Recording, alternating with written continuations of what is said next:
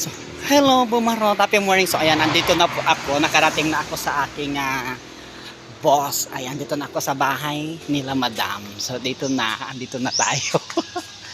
Ayan.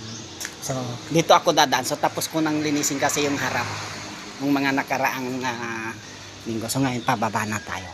Papunta tayo sa likod. So this is it. We are going down there.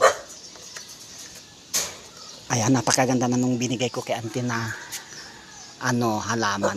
Ganda, may anak na siya. Ayan, so dito papunta na tayo dito sa baba, kung saan ako po ay muling magbubunot na naman ng damo. So ayun po yung mga ayun na po yung mga bubunutin kong damo dito sa likod bahay bakuran ni auntie. Ayan, nakita nyo yan, mula dyan hanggang doon.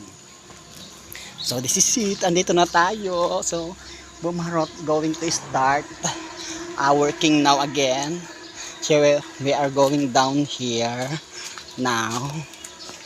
Ayan, so tingnan nyo naman yung mga natapos ko kahapon.